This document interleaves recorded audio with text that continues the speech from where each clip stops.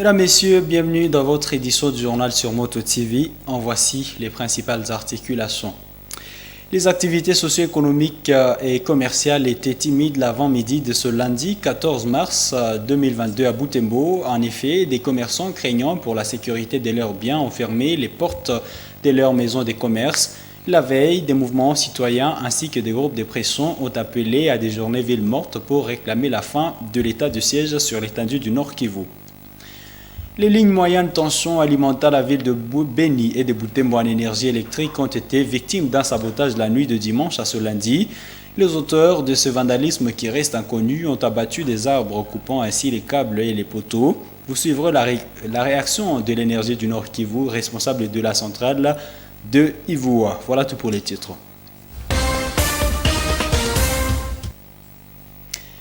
Les activités socio-économiques ont tourné au ralenti l'avant-midi de ce lundi 14 mars au centre-ville de Butembo. À la base, la journée ville morte décrétée par les mouvements citoyens et des groupes de pression locaux. La police a effectué une descente au centre-ville pour sensibiliser les commerçants à vaquer librement à leur activité. Appel qui a été suivi. Mwampenzi Manzekele a fait le constat pour Moto TV. Suivez son reportage rendu par Grace Kaniki. Les activités commerciales sont restées moins animées tout l'avant-midi de ce lundi au centre-ville de Butembo par rapport au jour précédent. Devant ces boutiques, ces commerçants qui sont venus observer la situation à ville sans ouvrir leurs portes. Des galeries de vente et autres grands magasins ont retardé à ouvrir leurs portes.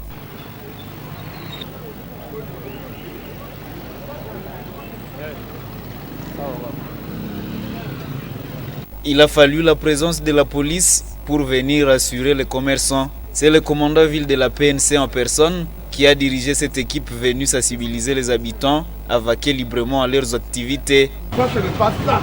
C'est une raison pour vous avez un agenda caché. C'est un problème. Vous réclamez un point de départ, peut-être qu'il faut prévoir la procédure. Comment tu veux solution? Les gens tu veux sortir pas moi. Les gens tu veux solution, mais pas ville morte. Je vous imposer des barricades. C'est ça ville morte. Je ne suis pas d'accord. Il y a une personne qui a le droit de revendiquer ses droits, oui. Mais c'est la procédure. Nous sommes dans une jungle. Nous sommes dans un état de droit. On doit respecter le droit de l'État. C'est tout. Les enfants n'ont pas étudié. Les magasins n'ont pas ouvert. Quel manque à gagner pour l'économie de la ville? Là, la route de Cassine, il y a des mailles, des plans qui sont fait des rages pour toujours incendier tous les petits véhicules. En provenant de Cassine, ils doivent venir pour rentrer du terrain. Là, à route de Bounia, commande Luna, vous comprenez la situation? Mais pourquoi vous ne pouvez pas respirer?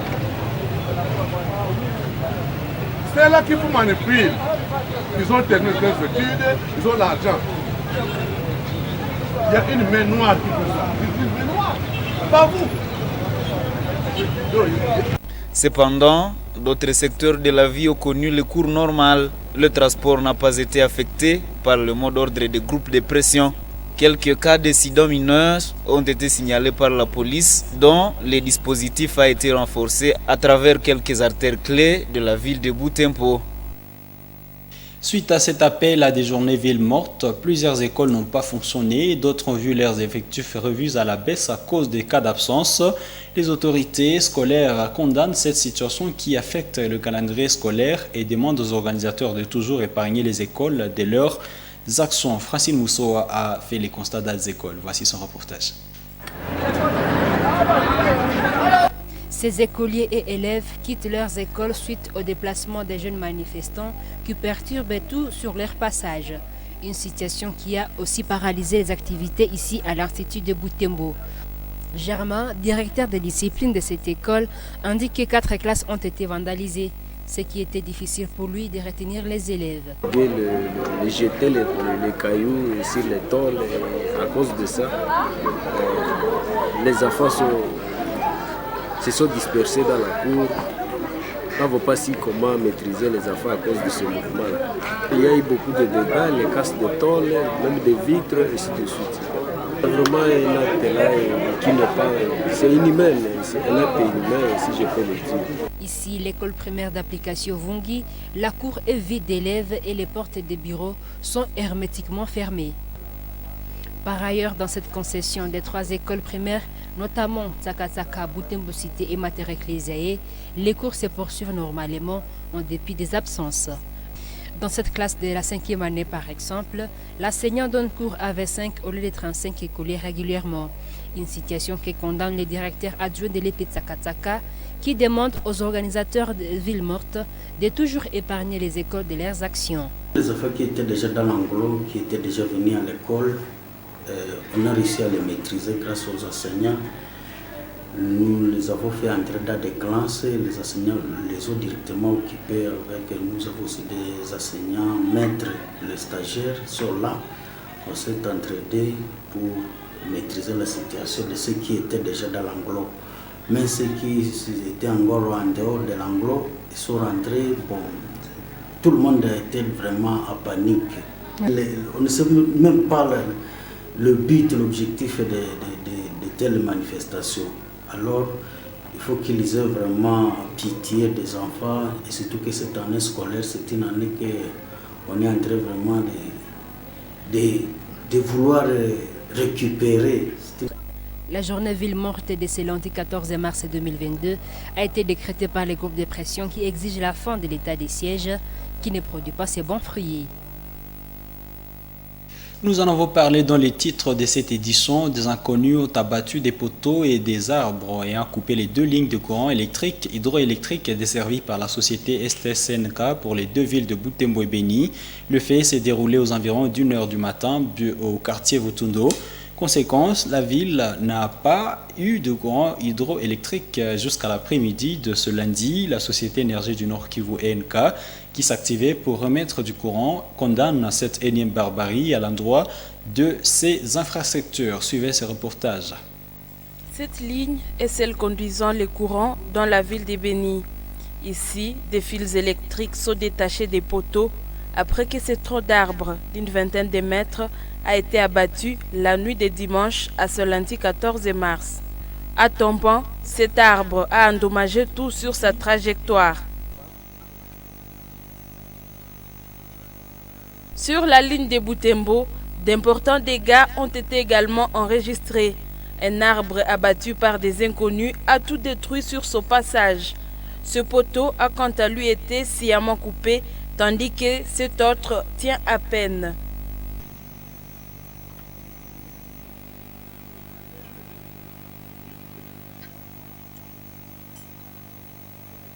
James Vanout, chargé des finances de la Société Énergie du Nord Kivu, condamne fermement ces actes d'un autre âge. C'est un acte qui va beaucoup plus loin que ça, parce que, ça va décourager les futurs investisseurs d'entrer dans la région, parce qu'au final, quand on y pense, les gens vont se dire on va venir me saboter. Deuxièmement, c'est les populations de Beni et de Butembo qui sont les plus fortement affectées. Imaginez-vous le cas par exemple d'un réfrigérateur ou bien même des hôpitaux. Imaginez aussi les bébés dans les couveuses. Enfin, toutes ces choses-là sont des choses qui sont vraiment importantes à soulever parce qu'en faisant des actes de sabotage généraux comme ça, finalement, c'est toutes ces institutions qui ont vraiment besoin de courant, comme les hôpitaux et autres, qui vont finalement enregistrer des très grosses pertes. Et ce ne sera pas des pertes matérielles ou pécuniaires, ce sera des pertes en vie humaine directement. Jusqu'à présent, personne n'a réussi à identifier les auteurs de ces actes de vandalisme. La Société Énergie du Nord Kivu a rassuré dans un communiqué que le courant devait être rétabli en début d'après-midi.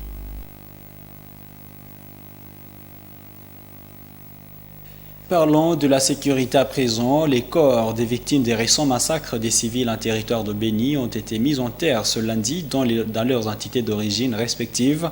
Ces incidents avaient fait 27 morts dans le village de Mamboumé. Delphin Mopanda, notre correspondante à Beni, a pris part aux obsèques de 4 membres d'une même famille dans la localité de Mbaou. Voici son reportage.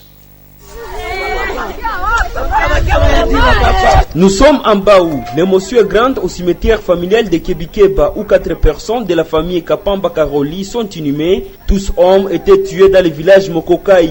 Ils y étaient partis pour des activités champêtres, mais tués à la maison, explique Nangwe Mastaki, membre de cette famille. Ils ont été surpris par les Nalou de la parcelle à Mokokai. On ne se rend pas compte de leur provenance. Ils sont arrivés et les tuaient tous alors qu'ils se rassemblaient à la véranda. Notre famille a perdu 3. Ils y faisaient les champs et n'attendaient que de semer le paddy pour qu'on retourne ici en Paou. La société civile dénonce qu'elle qualifie de laxisme des militaires de la région qui n'ont pas vite intervenu pour empêcher les tueries. D'autres sources évoquent le faible effectif des militaires sur place, ce qui aurait profité aux assaillants d'opérer sans être repérés. Georges Kivaya est président de la société civile du secteur Beni-Paou. Comme les ADF ont commencé vers Otomaber là, c'est une ligne qui vient juste à côté de Mamové. Donc je dirais que les ADF sont en train de tourner librement dans la zone. Il y a une position qui se trouve à Mamové, à Mangazi. Vous voyez ce qui est arrivé. On a bien alerté. Même aujourd'hui, avec Makakwa, Mangazi, Kalalangwe, là ça ne tient pas. C'est pour cela qu'on est en train d'appeler la population d'être très vigilante. Jusque-là, on n'a pas eu une information sur l'intervention. La population qui s'efforce de pénétrer les fins fonds du village pour récupérer les corps. S'il y avait intervention, on ne devrait pas compter les morts. Capitaine Anthony Malouchaï, porte-parole des opérations Soukoula 1, réfute les allégations de faibles effectifs et précise que les militaires FARDC déployés dans la profondeur sont en poursuite des assaillants. Il rassure que cette zone est passée sous contrôle de l'armée congolaise. L'ennemi est en train d'être coincé au moment où je vous parle. Nous sommes en poursuite de cet ennemi et l'armée n'a jamais dit à la société civile que nous avons problème d'effectifs. Mais l'assurance est que l'armée est en train de travailler et je pense que même dans la zone que l'événement malheureux a eu lieu, c'est déjà occupé par notre armée. L'ennemi a une façon de passer le message, de faire montrer à la population que malgré la coalition en place, je suis capable de faire quelque chose. Mais cela ne peut pas nous décourager. L'ennemi n'opère pas seul. L'ennemi opère avec la bénédiction de Kandenga, de Maïmaï. À part les tueries qui se sont déroulées dans les villages Mampoumé, d'autres ont eu lieu mercredi et jeudi à Kisanga, Sampoko et Kasoko, dans les territoires voisins de Roumoé Béni. L'honorable Janine Katasoire vient d'initier un programme d'accompagnement des dossiers des femmes et des enfants détenus à la prison pour femmes à Béni. C'était lors d'une visite que cet élu du territoire de Béni a effectué dans son fief électoral samedi 12 mars dernier. C'était pour assister et réconforter ces femmes détenues en marge du mois de mars, mois de la femme. Suivez ces reportages de Delphine Moupanda et Eugénie Moussiviro. C'est aux environs de 13h que la délégation de l'honorable Janine Katasoire, composée de femmes venues de Butembo, Kitovo, Roaroi, Kiaviso, Mabalako, Muhila, Kanyati, Oicha, Mangina et Béni, se présente ici à la prison pour femmes en commune Bungulu. Ici à la prison pour femmes près du marché de Mayangose. Tout a commencé par le partage de la parole de Dieu à la prison même. Le message du jour a porté sur l'assurance du salut en Jésus-Christ. L'oratrice a exhorté ces femmes à donner leur vie à Jésus-Christ, car c'est lui la solution à tous les problèmes des hommes. Par les compassions de Dieu, à offrir vos corps comme un sacrifice vivant, saint, agréable à Dieu, ce qui sera votre part et culte raisonnable. Vient la prise de la parole de l'honorable Janine Katasoire. Dans son speech, elle a rappelé ces femmes détenues qu'elles ont droit à la vie comme tout être humain. Voilà pourquoi elle les a promis de plaider à leur faveur pour l'instruction de leurs dossiers non encore classés. Par ailleurs, cette députée nationale a apporté des vivres et non-vivres à ces nécessiteux.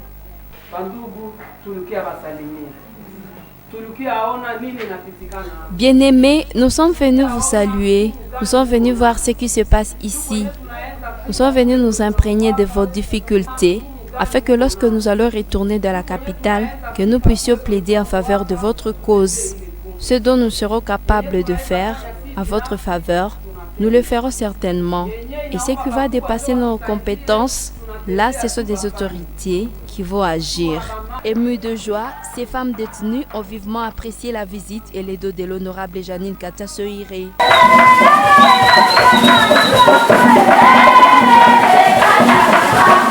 Pour sa part, Annie Zéroche, surveillante à la prison des femmes, salue et soutient l'accompagnement de cette hôte pour l'instruction des dossiers de femmes. Il y a des temps où les détenus peuvent aussi profiter de la grâce présidentielle. Mais pour les femmes ici, jamais ça n'existait. En tout cas, il fallait nous aider, comme maman Honorable est venue nous voir sur tous les dossiers. Lorsque une maman fait 1 année, 2 ans, sans jugement, en tout cas, ça devient impossible. C'est la justice qu'on s'efforce, en tout cas pour les mamans. La prison pour femmes de Béni regorge de nos jours 69 femmes et 9 nourrissons. La plupart de ces détenus sont originaires de Béni. Après la prison des femmes, l'honorable Janine Katasoire s'est rendue à la prison d'encadrement pour enfants. Réagissant comme femme et mère, l'honorable Janine Katasoire a appelé les enfants incarcérés au changement des mentalités car ils constituent l'avenir de demain pour le développement de notre pays. Gardez espoir, chers enfants. L'état d'être rééduqué n'est pas éternel. Et lorsque vous serez libérés d'ici, changez de comportement pour donner le meilleur de vous-même pour le développement du pays. Ces enfants, une trentaine d'entre 14 et 17 ans, vivent une carence alimentaire, renseigne-leur en 4 heures.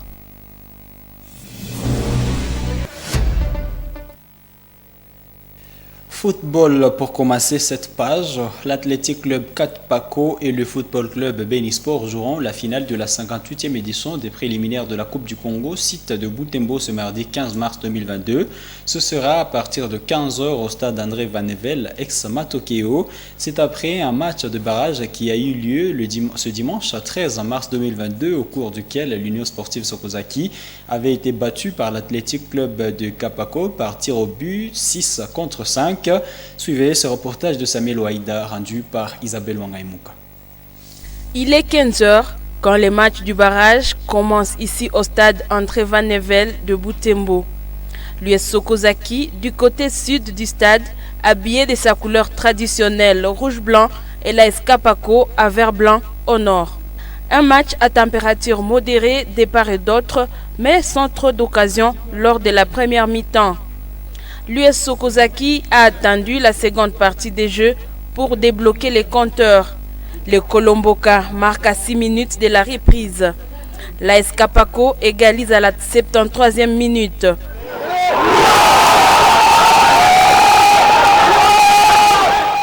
Les temps réglementaires séparent les deux parties sur la parité d'un but. Sans prolongation, les deux équipes passent au tir au but. L'AS Kapako de Béni réussira à mettre 6 tirs au fond du filet contre 5 réussis par l'US Sokozaki de Butembo.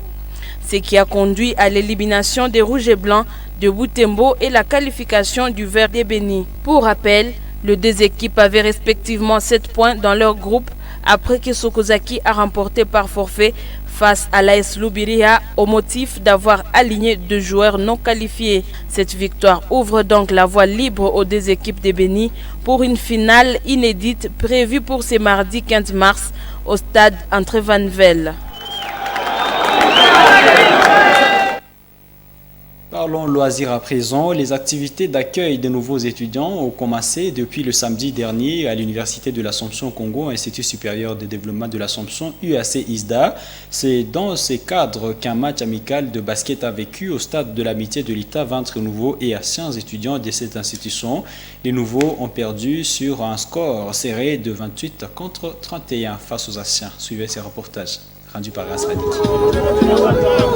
C'est à 16h qu'a vécu ce match sous cette fraîcheur, ici au stade de l'Itave, le nouveau à bleu ciel et en bleu fossé les anciens. Ces derniers débutent timidement le jeu face à ces nouveaux très motivés qui se démarquent par leur organisation. Jusqu'au changement, ceux-ci mènent au marquage. Les anciens vont égaliser petit à petit jusqu'à renverser la tendance à leur faveur.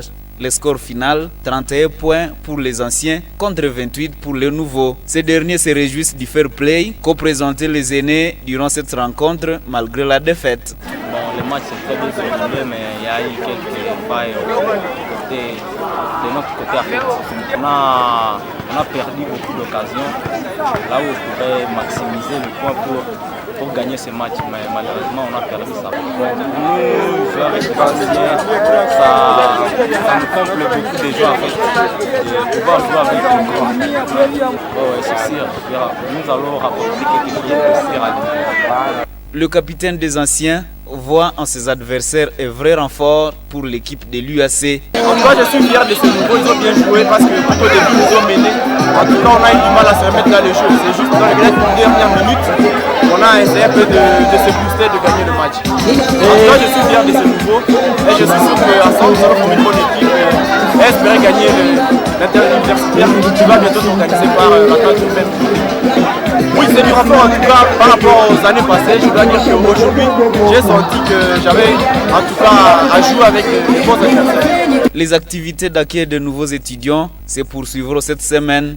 Au programme, un match de football entre nouveaux et anciens, ainsi que la fête proprement dite, prévue pour le samedi. Messieurs, c'est aussi la fin de cette édition du journal. Merci à vous qui l'avez regardé. Au revoir.